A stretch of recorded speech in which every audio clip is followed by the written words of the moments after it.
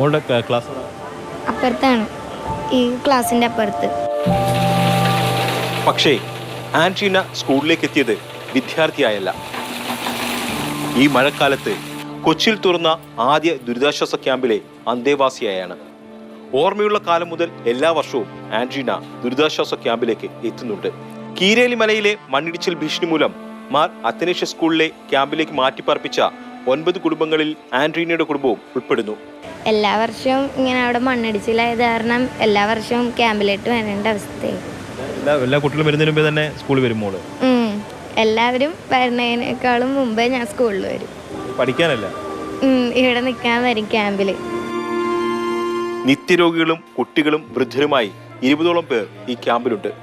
മഴക്കാലം എത്തുന്നതോടെ ജീവൻ രക്ഷിക്കാൻ ഉള്ളതെല്ലാം ഇട്ടെറിഞ്ഞ് ജീവനും കൊണ്ട് ഇവർ ദുരിതാശ്വാസ ക്യാമ്പിലെത്തും. ഓക്സിജനൊക്കെ കൊണ്ടുവന്ന് വെച്ചിട്ടുണ്ട്. അപ്പോൾ അങ്ങനെ ചേച്ചിക്കാണെങ്കിൽ തല ഓപ്പറേഷൻ ചെയ്തതിൻ്റെ ടിക്സ് ഇങ്ങനെ വന്നുകൊണ്ടിരിക്കും. അപ്പോൾ തണുപ്പൊന്നും കൊള്ളാൻ പറ്റുന്നില്ല. മാർ അത്തനേഷ്യസ് ക്യാമ്പിൽ കഴിഞ്ഞ രാത്രി ഇവരിൽ പലർക്കും ഉറങ്ങാൻ കഴിഞ്ഞില്ല. വാതിലുകളും ജനലുകളും തുറന്ന നിലയിലാണ്.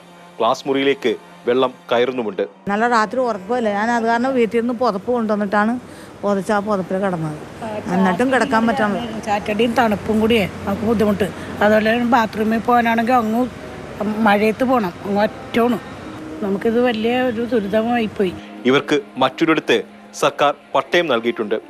എന്നാൽ വീട് വെക്കാനുള്ള സഹായം ലഭ്യമാക്കാത്തത് മൂലം വർഷാവർഷം ഈ മനുഷ്യർ ദുരിതാശ്വാസ ക്യാമ്പിലേക്ക് ദുരിത തീർത്ഥാടനം നടത്തിക്കൊണ്ടേയിരിക്കുന്നു.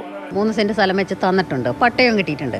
പക്ഷെ ഞങ്ങൾക്ക് പെര വെച്ച് തന്നിട്ടില്ല. വേനൽക്കാലത്താണ് പട്ടയം തന്നത്. അത് എത്രയും പെട്ടെന്ന് ഞങ്ങൾക്ക് ചെയ്തു തന്നാൽ പിന്നെ ഞങ്ങൾക്ക് ഈ ക്യാമ്പിലേക്കുള്ള വരവ് വേണ്ടായിരുന്നു. ആൻഡ്രീനയുടെ ഓർമ്മയിൽ സ്കൂൾ എന്നാൽ ദുരിതാശ്വാസ ക്യാമ്പിൻ്റെതാകരുത്. മറ്റുള്ള കുട്ടികളെ പോലെ ഈ മുറ്റത്ത് ഓടിക്കളിച്ചതാകണം. ഓർമ്മയിലേക്ക് മായണം ദുരിതകാലം.